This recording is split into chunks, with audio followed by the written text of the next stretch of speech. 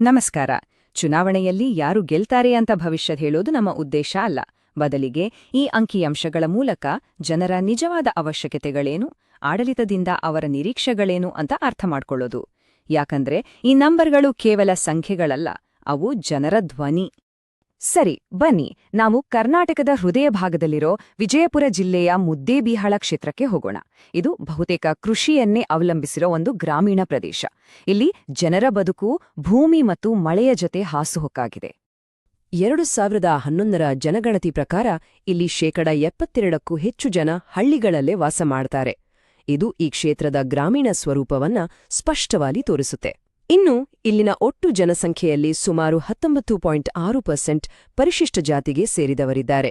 ಈ ಸಂಖ್ಯೆಗಳು ಕ್ಷೇತ್ರದ ಸಾಮಾಜಿಕ ಮತ್ತು ಆರ್ಥಿಕ ಚಿತ್ರಣವನ್ನ ಅರ್ಥ ಮಾಡ್ಕೊಳ್ಳೋಕೆ ನಮಗೆ ಸಹಾಯ ಮಾಡುತ್ತವೆ. ಇಲ್ಲಿ ಅಭಿವೃದ್ಧಿಯ ವಿಚಾರದಲ್ಲಿ ಒಂದು ವಿಚಿತ್ರವಾದ ಕಾಂಟ್ರಾಸ್ಟ್ ಇದೆ. ಒಂದ್ ಕಡೆ ಹೊಚ್ಚ ಹುನಗುಂದ ಮುದ್ದೇಬಿಹಾಳ ತಾಳಿಕೋಟೆ ಹೈವೇ ಪ್ರಗತಿಯ ಸಂಕೇತದಂತೆ ಕಾಣುತ್ತೆ. ಆದ್ರೆ ಇನ್ನೊಂದ್ ಕಡೆ ಎಷ್ಟೋ ಹಳ್ಳಿಗಳ ರಸ್ತೆಗಳು ಇವತ್ತಿಗೂ ಡಾಂಬರನ್ನೇ ಕಂಡಿಲ್ಲ. ಈ ಅಂತರ ಜನರ ದಿನನಿತ್ಯದ ಬದುಕಿನ ಮೇಲೆ ನೇರವಾದ ಪರಿಣಾಮ ಬೀರುತ್ತೆ ಅಲ್ವಾ? ನೀರು ಇದು ಇಲ್ಲಿನ ಅತ್ಯಂತ ದೊಡ್ಡ ಮತ್ತು ಸೂಕ್ಷ್ಮ ವಿಷಯ. ಪಟ್ಟಣಕ್ಕೆ 17.45 ಕೋಟಿ ರೂಪಾಯಿ ವೆಚ್ಚದಲ್ಲಿ ಹೊಸ ಪೈಪ್ಲೈನ್ ಬರ್ತಿದೆ, ಕೆಲಸ ನಡೀತಿದೆ ಅನ್ನೋ ಭರವಸೆ ಇದೆ. ಆದ್ರೆ ಹಳ್ಳಿಗಳಲ್ಲಿ ಪ್ರತಿ ಬೇಸಿಗೆಯಲ್ಲೂ ನೀರಿನ ಅಭಾವ, ಅದಕ್ಕಾಗಿ ಹೋರಾಟ ತಪ್ಪಿದ್ದಲ್ಲ. ಒಂದೇ ಕ್ಷೇತ್ರದೊಳಗೆ ಇಂತಹ ಎರಡು ಬೇರೆ ಬೇರೆ ವಾಸ್ತವಗಳು ಅಸಮಾನತೆಯನ್ನ ಎತ್ತಿ ತೋರಿಸ್ತವೆ. ಆದ್ರೆ ಈ ಎಲ್ಲ ಸಮಸ್ಯೆಗಳಿಗಿಂತನೂ ಆಳವಾದ ನೋವು ಅಂದ್ರೆ ಅದು ನಿರುದ್ಯೋಗ. ಇದನ್ನ ಉತ್ತರ ಕರ್ನಾಟಕದ ಅತಿದೊಡ್ಡ ಸಮಸ್ಯೆ ಅಂತಲೇ ಗುರುತಿಸಲಾಗಿದೆ. ಸ್ಥಳೀಯವಾಗಿ ಒಳ್ಳೆ ಕೆಲಸಗಳು ಸಿಗದೇ ಇರೋದು, ವಿಶೇಷವಾಗಿ ಯುವಕರಲ್ಲಿ ದೊಡ್ಡ ಮಟ್ಟದ ಹತಾಶೆಯನ್ನ, ನಿರಾಸೆಯನ್ನ ಸೃಷ್ಟಿ ಮಾಡ್ತಿದೆ. ಈ ವಿಶ್ಲೇಷಣೆಯಲ್ಲಿ ನಾವು ಏನ್ ಮಾಡ್ತೀವಿ ಅಂದ್ರೆ, ಮೊದಲು 2023ರ ಚುನಾವಣೆಯ ನಂಬರ್ಗಳನ್ನ ನೋಡೋಣ. ಆಮೇಲೆ ಆ ತೀರ್ಪಿನ ಹಿಂದಿನ ಅಸಲಿ ಕಾರಣಗಳನ್ನ ಅರ್ಥ ಮಾಡ್ಕೊಳ್ಳಕ್ಕೆ ಟ್ರೈ ಮಾಡೋಣ. ಇದ್ರ ಜೊತೆಗೆ ವ್ಯವಸ್ಥೆಯಲ್ಲೇ ಇರೋ ಅಂಶಗಳು, ಬೇರೆ ಕಡೆ ಯಶಸ್ವಿಯಾದ ತಂತ್ರಗಳು ಮತ್ತು ಕೊನೆಗೆ ಮುಂದಿನ ಆಡಳಿತ ಹೇಗಿರ್ಬೇಕು ಅನ್ನೋದಕ್ಕೆ ಒಂದು ನೀಲನಕ್ಷೆಯನ್ನ ಕೂಡ ಚರ್ಚೆ ಮಾಡೋಣ. ಹಾಗಾದ್ರೆ 2023ರ ಜನರ ತೀರ್ಪು ನಮ್ಗೇನ್ ಹೇಳುತ್ತೆ? 2018 ಮತ್ತು 2023ರ ಚುನಾವಣೆಯ ಸಂಖ್ಯೆಗಳನ್ನ ಹೋಲಿಸಿದಾಗ ಒಂದು ಸ್ಪಷ್ಟವಾದ ಕಥೆನೇ ನಮ್ಮುಂದೆ ತೆರೆದುಕೊಳ್ಳುತ್ತೆ. ಇದು ಬರೀ ಗೆಲುವು ಸೋಲಿನ ಲೆಕ್ಕಾಚಾರ ಅಲ್ಲ, ಇದು ಜನರ ಮನಸ್ಥಿತಿಯ ಒಂದು ಪ್ರತಿಬಿಂಬ. ಈ ಟೇಬಲ್ನಲ್ಲಿರೋ ಅಂಕಿಅಂಶಗಳನ್ನ ಒಮ್ಮೆ ನೋಡಿ. 2018ರಲ್ಲಿ ಬಿಜೆಪಿ ಸುಮಾರು 8,600 ವೋಟುಗಳ ಅಂತರದಿಂದ ಗೆದ್ದಿತ್ತು. ಆದ್ರೆ 2023ಕ್ಕೆ ಬರ್ತಿದ್ದ ಹಾಗೆ ಕಾಂಗ್ರೆಸ್ ಸುಮಾರು 7,600 ವೋಟುಗಳ ಅಂತರದಿಂದ ಗೆದ್ದು ಸೀಟನ್ನ ವಾಪಸ್ ಪಡೆದು. ಅಂದ್ರೆ ಅಧಿಕಾರದಲ್ಲಿದ್ದ ಶಾಸಕರು ಸೋತ್ರು, ಸ್ಪರ್ಧೆ ಗೆದ್ರು. ಇದು ಬಹಳ ಸ್ಪಷ್ಟವಾದ ಬದಲಾವಣೆಯ ಸಂಕೇತ. ಇಲ್ಲಿ ನಿಜವಾಗ್ಲೂ ಗಮನಿಸಬೇಕಾದ ಅಂಶ ಅಂದ್ರೆ ಸುಮಾರು 11.1% ಮತಗಳು ಶಿಫ್ಟ್ ಆಗಿವೆ. ಅಷ್ಟೇ ಅಲ್ಲ, ಮತದಾನದ ಪ್ರಮಾಣ ಕೂಡ ಹೆಚ್ಚಾಗಿದೆ. ಈ ಎರಡೂ ಸೇರಿ ಮತದಾರರಲ್ಲಿದ್ದ ಅಸಮಾಧಾನ ಮತ್ತು ಹೊಸ ದಿಕ್ಕಿಗಾಗಿ ಅವರಲ್ಲಿದ್ದ ಬೇಡಿಕೆಯನ್ನ ಇದು ಬಹಳ ಸ್ಪಷ್ಟವಾಗಿ ತೋರಿಸುತ್ತೆ. ಹಾಗಾದ್ರೆ ಈ ಬದಲಾವಣೆ ಯಾಕಾಯ್ತು? ಈ ಡೇಟಾವನ್ನ ಆಳವಾಗಿ ನೋಡಿದಾಗ ನಮ್ಗೆ 3 ಪ್ರಮುಖ ಕಾರಣಗಳು ಕಾಣಿಸ್ತವೆ. ಇವೇ ಆಡಳಿತ ವಿರೋಧಿ ಅಲೆಯನ್ನ ರೂಪಿಸಿದ್ದು.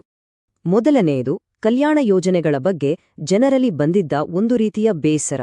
ಯೋಜನೆಗಳು ನಿಂತೋಗಿವೆ, ಅವುಗಳ ಲಾಭ ನಮಗೆ ಸರಿಯಾಗಿ ತಲುಪ್ತಿಲ್ಲ ಅನ್ನೋ ಭಾವನೆ. ಎರಡನೆಯದು, ಅಭಿವೃದ್ಧಿಯ ಅಂತರ. ಹಳ್ಳಿಗಳಲ್ಲಿ ರಸ್ತೆ, ನೀರಿನಂತಹ ಮೂಲಭೂತ ಸೌಕರ್ಯಗಳನ್ನ ವರ್ಷಗಳಿಂದ ನಿರ್ಲಕ್ಷ್ಯ ಮಾಡಿರುವುದು. ಮತ್ತು ಮೂರನೆಯದು, ತೀವ್ರವಾದ ಉದ್ಯೋಗ ಬಿಕ್ಕಟ್ಟು. ಈ 3 ಅಂಶಗಳು ಜನರ ನಿರ್ಧಾರದ ಮೇಲೆ ಬಹಳ ದೊಡ್ಡ ಪ್ರಭಾವ ಬೀರಿವೆ. ನೋಡಿ, ಈ ಚುನಾವಣಾ ಫಲಿತಾಂಶ ಕೇವಲ ಒಬ್ಬ ವ್ಯಕ್ತಿಗೆ ಸಂಬಂಧಿಸಿದ್ದಲ್ಲ. ಇದು ಹಲವಾರು ದೊಡ್ಡ ದೊಡ್ಡ ಶಕ್ತಿಗಳು ಒಟ್ಟಿಗೆ ಕೆಲಸ ಮಾಡಿದ ಪರಿಣಾಮ. ಇದನ್ನ ಅರ್ಥ ಮಾಡ್ಕೊಳ್ಳೋಕೆ ನಾವು ಆ ವಿಶಾಲವಾದ ಸನ್ನಿವೇಶವನ್ನ ನೋಡ್ಬೇಕಾಗತ್ತೆ. ರಾಜಕೀಯವಾಗಿ ಹೇಳೋದಾದ್ರೆ ರಾಜ್ಯದಲ್ಲಿ ವಿರೋಧ ಪಕ್ಷ ಮತ್ತೆ ಚೇತರಿಸಿಕೊಂಡಿತ್ತು. ಆರ್ಥಿಕವಾಗಿ ರೈತರ ಸಂಕಷ್ಟ ಮತ್ತು ಬದುಕಿಗಾಗಿನ ಹೋರಾಟ ನಿಜವಾದ ಸಮಸ್ಯೆಗಳಾಗಿದ್ವು. ಸಾಮಾಜಿಕವಾಗಿ ಜಾತಿ ಸಮೀಕರಣಗಳು ಬದಲಾಗ್ತಿದ್ವು.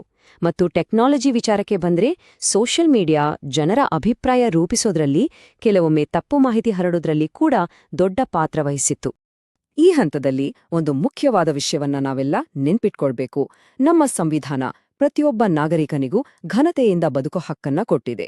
ಹಾಗೆಯೇ ಮಾತಾಡೋ ಸ್ವಾತಂತ್ರ್ಯದ ಜೊತೆಗೆ ಒಂದು ಜವಾಬ್ದಾರಿಯನ್ನು ಕೊಟ್ಟಿದೆ. ನಮ್ಮ ಸಾರ್ವಜನಿಕ ಚರ್ಚೆಗಳು ಯಾವಾಗ್ಲೂ ಗೌರವಯುತವಾಗಿರಬೇಕು. ಕ್ಷೇತ್ರದ ಬೇರೆ ಬೇರೆ ಭಾಗಗಳನ್ನ, ಸಮಸ್ಯೆಗಳನ್ನ ನೋಡೋಣ.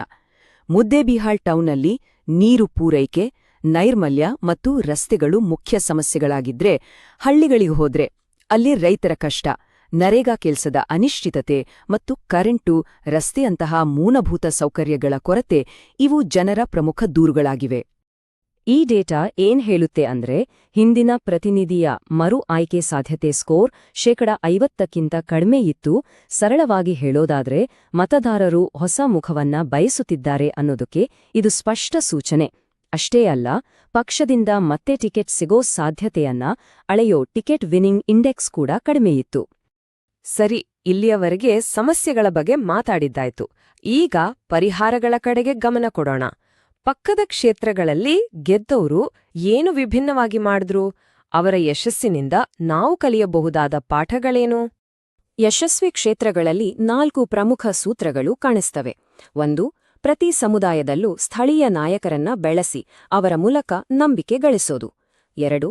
ಕಲ್ಯಾಣ ಯೋಜನೆಗಳನ್ನ ಜನರಿಗೆ ನೇರವಾಗಿ ಕಣ್ಣಿಗೆ ಕಾಣುವ ಹಾಗೆ ತಲುಪಿಸೋದು. 3. ನಿರಂತರವಾಗಿ ಜನರ ಜೊತೆ ಸಂಪರ್ಕದಲ್ಲಿರೋದು. ಮತ್ತು 4. ಅಭಿವೃದ್ಧಿಯ ಮಾತುಗಳನ್ನ ಸ್ಥಳೀಯ ಹೆಮ್ಮೆಯೊಂದಿಗೆ ಬೆರೆಸಿ ಹೇಳೋದು. ಈಗ ಈ ಎಲ್ಲ ಡೇಟಾದ ಆಧಾರದ ಮೇಲೆ ನಾವು ಬರೀ ಘೋಷಣೆಗಳನ್ನ ಬಿಟ್ಟು ಆಡಳಿತದಿಂದ ಜನರಿಗೆ ಸಿಗಬೇಕಾದ ಲಾಭದ ಮೇಲೆ ಗಮನಹರಿಸೋ ಒಂದು ಸ್ಪಷ್ಟವಾದ, ನಿರ್ದಿಷ್ಟವಾದ ಯೋಜನೆಯನ್ನ ನೋಡೋಣ. ಜನರ ಪ್ರಮುಖ ಸಮಸ್ಯೆಗಳಿಗೆ ನೇರ ಪರಿಹಾರ ನೀಡುವ 3 ಯೋಜನೆಗಳು ಇಲ್ಲಿವೆ. ಮೊದಲನೆಯದು, ಪಟ್ಟಣದ ನೀರಿನ ಯೋಜನೆಯನ್ನ ಆದಷ್ಟು ಬೇಗ ಪೂರ್ಣಗೊಳಿಸೋದು. ಎರಡನೆಯದು, ರಾಷ್ಟ್ರೀಯ ಹೆದ್ದಾರಿಯ ಸುರಕ್ಷತೆ ಮತ್ತು ದುರಸ್ತಿ ಕೆಲಸವನ್ನ ವೇಗಗೊಳಿಸೋದು. ಮತ್ತು ಮೂರನೆಯದು, ಉದ್ಯೋಗ ಸೃಷ್ಟಿಗಾಗಿ ಸ್ಕಿಲ್ ಡೆವಲಪ್ಮೆಂಟ್ ಪ್ರೋಗ್ರಾಂಗಳನ್ನ ಮತ್ತು ಸ್ಥಳೀಯವಾಗಿ ಜಾಬ್ ಫೇರ್ಗಳನ್ನ ಆಯೋಜಿಸೋದು. ಜನರ ಜೊತೆಗಿನ ಸಂವಹನ ಹೇಗಿರ್ಬೇಕು ಅಂದ್ರೆ, ಅದು ಪ್ರತಿಯೊಂದು ವರ್ಗದ ನಿರ್ದಿಷ್ಟ ಸಮಸ್ಯೆಗಳನ್ನ ಮುಟ್ಟುವಂತಿರ್ಬೇಕು. ಯುವಕರ ಜೊತೆ ಉದ್ಯೋಗದ ಬಗ್ಗೆ, ಮಹಿಳೆಯರ ಜೊತೆ ಅವರ ಆರೋಗ್ಯ ಮತ್ತು ಸುರಕ್ಷತೆಯ ಬಗ್ಗೆ, ಮತ್ತು ರೈತರ ಜೊತೆ ನೀರಾವರಿ, ಬೆಳೆ ಮತ್ತು ಬೆಲೆಯ ಬಗ್ಗೆ ಮಾತಾಡೋದು ಅತ್ಯಂತ ಮುಖ್ಯ. ಈ ನೀಲನಕ್ಷೆಯನ್ನ ಜಾರಿಗೆ ತರಲು ಒಂದು ಚತುರ್ಮುಖ ಅಥವಾ 4D ಸ್ಟ್ರಾಟಜಿಯನ್ನ ಬಳಸಬಹುದು. ಇದು ಆಕ್ರಮಣ, ಸ್ಥಿರತೆ, ನಾವೀನ್ಯತೆ ಮತ್ತು ರಕ್ಷಣೆ ಅನ್ನೋ 4 ಮುಖಗಳನ್ನ ಹೊಂದಿದೆ. ಅಂದ್ರೆ, ವಿರೋಧಿಗಳ ವೈಫಲ್ಯಗಳನ್ನ ಸತ್ಯಾಂಶಗಳೊಂದಿಗೆ ತೋರಿಸುವಾಗ ತಮ್ಮ ಸ್ಥಿರ ಆಡಳಿತದ ಬಗ್ಗೆನೂ ಹೇಳಬೇಕು. ಹೊಸ ಐಡಿಯಾಗಳನ್ನ ತರುವ ಜೊತೆಗೆ ಸುಳ್ಳು ಸುದ್ದಿಯಿಂದ ತಮ್ಮ ಕೆಲಸವನ್ನ ರಕ್ಷಿಸಿಕೊಳ್ಬೇಕು. ನಾವು ಡೇಟಾ ಬಗ್ಗೆ ಮಾತಾಡಬೇಕಾದ್ರೆ ಗೌಪ್ಯತೆ ಮತ್ತು ಸಮ್ಮತಿಯನ್ನ ಮರಿಬಾರ್ದು. ಭಾರತದ ಕಾನೂನಿನ ಪ್ರಕಾರ ಒಬ್ಬ ವ್ಯಕ್ತಿಯ ಮಾಹಿತಿ ಅವರ ಸ್ವತ್ತು. ಅದನ್ನ ಅವರ ಅನುಮತಿ ಪಡೆದೇ ಸಂಗ್ರಹಿಸಬೇಕು, ಗೌರವದಿಂದ ಬಳಸಬೇಕು. ಜನರ ನಂಬಿಕೆ ಉಳಿಸ್ಕೊಳ್ಳೋಕೆ ಇದು ತುಂಬಾನೇ ಮುಖ್ಯ. ಹಾಗಾದ್ರೆ ಈ ಎಲ್ಲಾ ಸ್ಪಷ್ಟವಾದ ಡೇಟಾದ ಆಧಾರದ ಮೇಲೆ ಕೊನೆಯ ಶಿಫಾರಸ್ಸು ಏನು? ಇದು ವೈಯಕ್ತಿಕ ಅಭಿಪ್ರಾಯ ಅಲ್ಲ, ಬದಲಿಗೆ ಜನರ ವಿಶ್ವಾಸವನ್ನ ಮತ್ತೆ ಗೆಲ್ಲಲು ರೂಪಿಸಿರೋ ಒಂದು ಕಾರ್ಯತಂತ್ರದ ತೀರ್ಮಾನ. ಬದಲಾವಣೆಯನ್ನ ಬಯಸುತ್ತಿರೋ ಜನರ ಧ್ವನಿಗೆ ಕಿವಿಗೊಟ್ಟು ಹೊಸ ಕ್ರಿಯಾಶೀಲ ಸ್ಥಳೀಯ ನಾಯಕತ್ವಕ್ಕೆ ಅವಕಾಶ ಮಾಡಿಕೊಡೋದೇ ಉತ್ತಮ ಮಾರ್ಗ ಅಂತ ಈ ಡೇಟಾ ಸ್ಪಷ್ಟವಾಗಿ ಹೇಳ್ತಿದೆ.